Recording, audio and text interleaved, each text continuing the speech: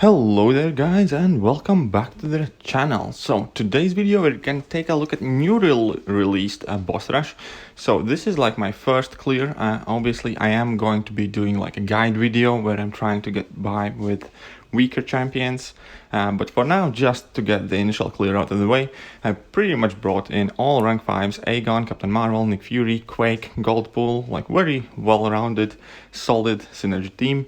With Aegon, I saw that this King Groot is fairly easy fight, there shouldn't be anything too tricky, so it's a perfect time to ramp up Aegon. And yeah, it's definitely worth mentioning, this is kind of like me jumping it immediately. I barely read the notes, read some of them, and then I just went straight for it to see how easy or difficult it actually is. And yeah, so the first fight against King Groot, as we can see, Aegon initially doesn't do too much damage. However, once again, it's a perfect fight to ramp him up because King Groot isn't the hardest opponent. And yeah, there's not too much to it. You just need to make sure I don't lose my combo, and I have these 3 away charges from Nick Fury, Quake synergy backing me up, and overall we should have fairly decently easy time. We have taken this King Groot already to 50%.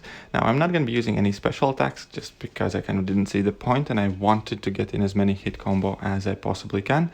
And yeah, so he's at 40%, we're at 47 combo. Slowly but surely we are getting there. Now I will be hitting his block a couple of times to push him past bar of power. But yeah, definitely this King Groot was not one of the more tricky fights. Some of them will end up being a bit more difficult, and you are going to see me actually die in this quest. But yeah, so first fight's over, 62 hits, nothing kind of like too difficult, too stressful. You can pretty much use any champion against this King Groot. Now Domino. Against this Domino, well, first of all, you're going to notice that she's unduped. I suppose that is to avoid the backlash of the players. And basically, you can't use tech champions. There's Backblast, so you need somebody that can deal with Incinerate debuffs.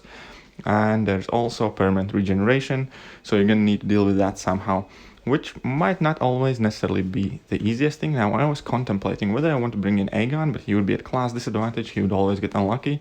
And then I just figured I might as well try out Captain Marvel. Now, beginning of the fight, obviously I'm not worried about doing any damage to her, just because she does have strong regeneration on her.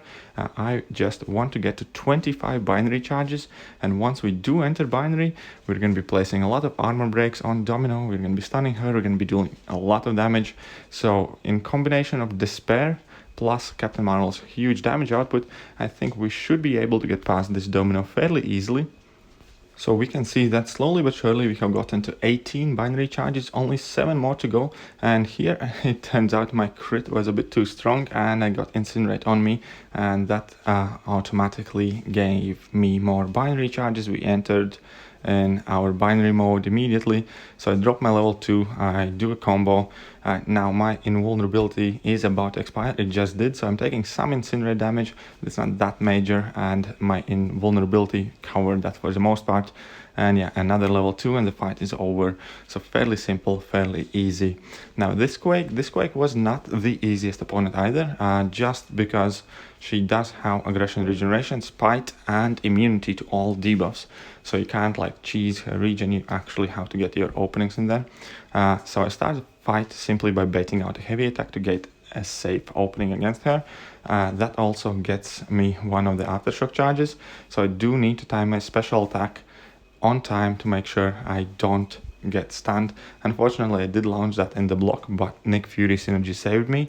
And now we are 22 hits in, she's nearly dead, and there's not much to worry about for the rest of it.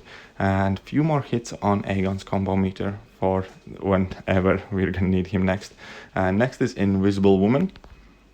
Now, I did not play this fight too well, I was a bit more passive, but we're going to see that in a second. So basically it's life transfer, power struggle, and cornered. So you do not want to place any damage over time debuffs on her, and you do want to stay active when it comes to hitting her. That's pretty much it. Power struggle does not kind of like do too much, at least to Aegon anyways. And as we can see here, we have gotten rid of her force field, we have gotten rid of her invisibility, and we are chipping away at her, and she's going down fairly quickly. Now I could have probably risked, went for my level 2 and finished the fight over here, but I went for the safe option, so I chose to bait out level 2, and I'm blocking it, she goes invisible, and then my battery is getting low, but still. So basically, I just waited it out. I didn't want to risk it too much, but still, she's nearly dead. 34 hits in so far. There hasn't been anything kind of like too tricky, too difficult. And once again, I do realize that I'm using like full maxed out champions, and I will be making another video or another couple more videos kind of showcasing different champions that are good for these fights, trying to get through it with lower ranked champions and so on, just to help out everybody to clear this quest in case anybody is struggling. Now this one is really tricky because this Symbiote Supreme starts on like 2.5 bars of power, and he gets the 3 bars of power really quickly.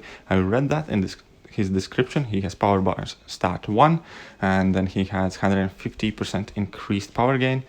And yeah, so that results in almost an immediate level 3. This is definitely the trickiest fight in here. And my initial plan with this gold pool, if I can get to one of my level 1s, I can make sure that I can stun lock him permanently. So that would work with gold pool, that would work with Ronin, but I didn't. So you either need to just go in full balls to the wall and just attack him as fast as you can, or you need to somehow immediately bait out his level 3 attack. And here I'm just using Nick Fury to see how much damage I can deal. Also, Nick Fury obviously has that second life going for him, so that might be useful in this fight. However, this time his level 3 doesn't really deal that much damage to me, and Nick Fury survives this one fairly comfortably. So at this point, he's nearly dead, and we just drop a level 2 that finishes him off. Now this definitely will be harder fight if you're using kind of like lower ranked champions. You will really need to figure out some good answers for this guy, otherwise yeah, it might not be such a good time. And now the final fight. That box that you collect on the way lets you kind of pick one of the titles based on which community member added which champion, and I simply went with the man because I like the title, I like the sound of it. So huge shout out to Rich the Man for King Groot fight. Good, nice, easy warm-up fight, and nice title. But yeah, this final fight against Taskmaster, basically he has empowered immunity, and there's also Icarus with this. So since it's Aegon, since it's Icarus, this is not going to be a long fight at all. Aegon's gonna start hitting like a truck in no time, and we're gonna finish the fight off and shrug off all the degen while we're at it. I hope you guys enjoyed today's video. If you did, hit that like button, hit that sub button, share it with your friends, share it with your alliance mates, and I will catch you guys soon. See you next time.